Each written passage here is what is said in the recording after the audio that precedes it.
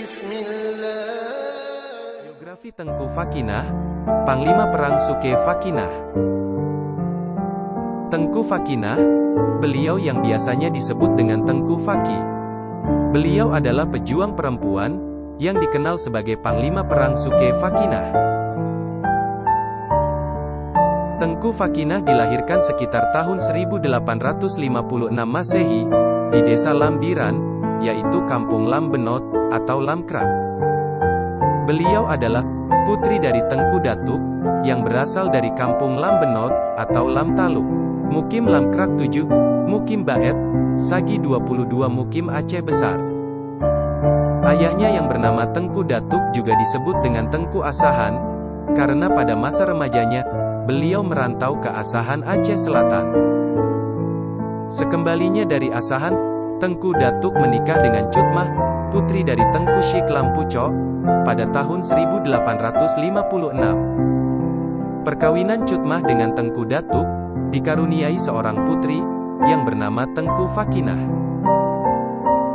Pada masa kecil hingga remajanya Tengku Fakinah selalu mendapat didikan agama, jahit-menjahit dan kerajinan kerawang sutera emas dan perak dari orang tuanya. Tidak mengherankan, ketika dewasa beliau dikenal sebagai ahli agama dan pakar kerajinan kerawang.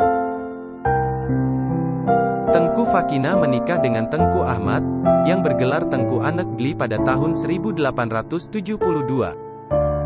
Setelah menikah, Tengku Ahmad kemudian mendirikan pondok pesantren, dan pasangan suami istri itu terlibat langsung menjadi pengajar para santri-santrinya. Namun sayang 1 tahun kemudian, Belanda datang dengan niat menjajah Aceh. Tengku Ahmad menghadang serangan Belanda, bersama Tengku Imam Lamkerak, dalam barisan pasukan Mukim Baet, mempertahankan pantai Cermin di Laut Utilu, di bawah komando Panglima Polem, Nyak Banta dan Rama Setia.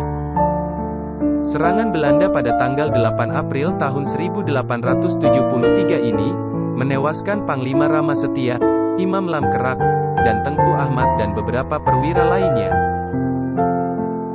Semenjak ditinggal suami, Tengku Fakinah membentuk badan amal sosial, untuk menyumbang darem baktinya terhadap tanah air, yang terdiri dari janda-janda dan wanita-wanita lainnya, untuk menjadi anggota amal tersebut.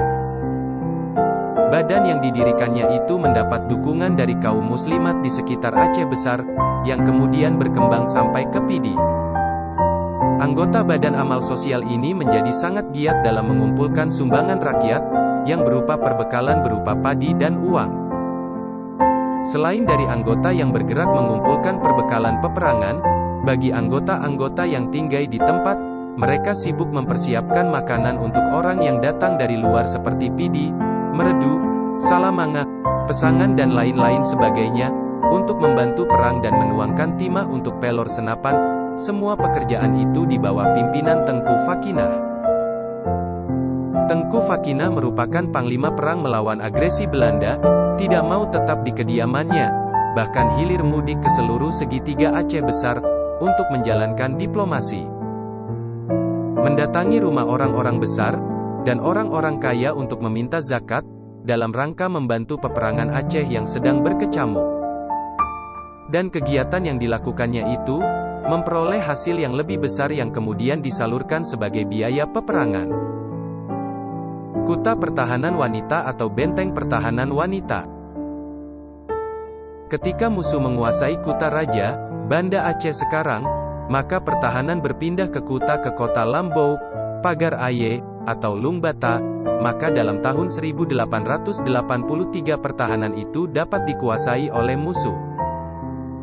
Untuk mengantisipasi hal ini maka Tengku Syekh Saman, yang disebut Tengku Cik Ditiro memperkuat lagi pertahanan Kuta Anek Galong, bekas Kuta Panglima Polem Nyak Banta, yang dulunya telah dirampas oleh pihak Belanda yaitu pada tahun 1878. Maka dengan demikian serentaklah dari masing-masing pemimpin peperangan mendirikan kuta-kuta lain, seperti halnya Tengku Empetring, di Kuta Karang, Tengku Pantekulu, di Kuta Tuanku, dan lain-lain.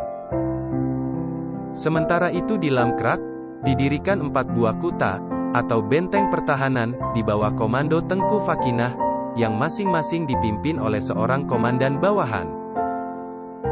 Adapun yang membangun kuta-kuta, atau benteng-benteng, ini adalah kaum lelaki, kecuali kuta Chotwewe, ini dikerjakan oleh wanita-wanita sejak dari membuat pagar, menggali parit hingga pemasangan ranjau, dilakukan sendiri oleh para wanita, yang diawasi oleh panglima perangnya, Tengku Fakinah sendiri bersama rekan-rekannya wanita lain.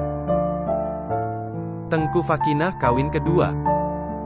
Setelah selesai membangun kuta Chotwewe, maka atas mufakat orang-orang patut, agar Tengku Fakinah panglima perang itu dijodohkan dengan tengkunya Badai, yang berasal dari Pidi.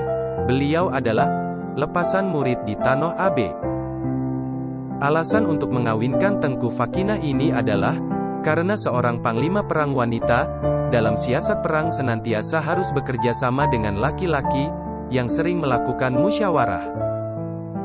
Dalam pandangan masyarakat umum, tidak layak dalam suatu perundingan seorang wanita tidak didampingi oleh suaminya. Dengan demikian Tengku Fakinah dapat menerima saran dari orang-orang tua ini, maka dengan demikian perkawinan mereka dilangsungkan. Setelah perkawinan itu, maka Tengku Fakinah bertambah giat berusaha untuk mengumpulkan benda-benda perlengkapan persenjataan dan makanan, untuk keperluan tentara pengikutnya. Namun dalam tahun 1896,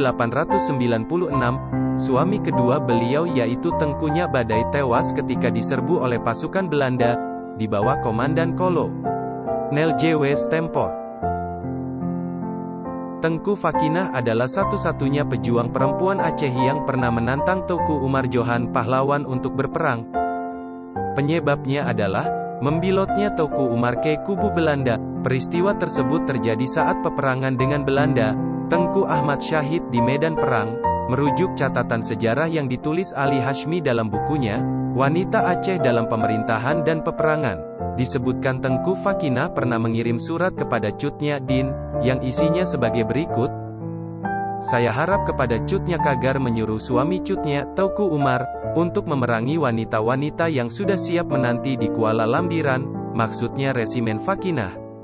Sehingga akan dikatakan orang bahwa dia adalah panglima yang berani, Johan pahlawan, seperti yang digelarkan oleh musuh kita Belanda. Isi surat ini membuat darah Cutnya Din berdesir. Peringatan yang dikirim sahabatnya tersebut, membuat Cutnya Din berusaha menyadarkan kembali suaminya, Teuku Umar, lewat Do Karim. Cutnya Din mengirim pesan kepada suaminya, berikut pesan Cutnya. Apalagi Pang Karim, sampaikan kepada Teuku Umar, bahwa Tengku Fakinah telah siap sedia menanti kedatangan Teuku Umar di Lamdiran. Sekarang barulah dinilai perjuanganmu cukup tinggi, pria lawan wanita, yang belum pernah terjadi pada masa nenek moyang kita. Kafir sendiri segan memerangi wanita, karena itu Teku didesak berbuat demikian. Sudah dahulu kuperingatkan janganlah engkau menyusu pada badak. Dalam tahun 1914, Tengku Fakinah berhasrat untuk menunaikan rukun kelima yaitu naik haji. Sebelum dia berangkat, terlebih dahulu mencari muhrimnya. Dengan demikian beliau menikahlah dengan seorang yang bernama Ibrahim, yang merupakan suaminya yang ketiga. Dalam bulan Juli tahun 1915 dia berangkat menuju Tanah Suci Mekah. Di Mekah beliau menumpang di rumah wakaf Aceh Jalan Kusia Syiah yang diurus oleh Syekh Abdul Ghani, yang berasal dari Aceh Besar. Selesai melaksanakan rukun haji, Tengku Fakinah masih menetap di Mekah untuk menuntut ilmu pengetahuan, sekaligus memperdalam ilmu fikih pada Tengku Syekh Muhammad Sa'ad, yang berasal dari Pesangan. Kuliah yang diberikan oleh guru-gurunya, dilakukan di dalam Masjidil Haram Mekah kepada murid-muridnya. Selama 3 tahun berada di Mekah untuk memperdalam ilmunya, ketika memasuki tahun keempat di Mekah, suami Tengku Fakinah yaitu Ibrahim meninggal dunia di Mekah. Maka pada tahun 1918, Tengku Fakinah kembali ke Aceh. Setibanya di Lamkrak, disambut dengan meriah oleh murid-muridnya. Dan ketika itu pula lah beliau memimpin kembali dejah atau pesantren yang selama ini ditinggalkan, dan mengembangkan semua ilmu pengetahuan yang dituntut di Mekah kepada murid-muridnya. Tengku Fakinah mangkat pada tanggal 8 Ramadan 1359 Hijriyah atau tahun 1938 Masehi. Tengku Fakinah sebagai pahlawan dan ulama wanita Aceh, menghembuskan nafasnya yang terakhir di rumah kediamannya, di Kampung Buha Mukim, Lamkrak dalam usia 75 tahun.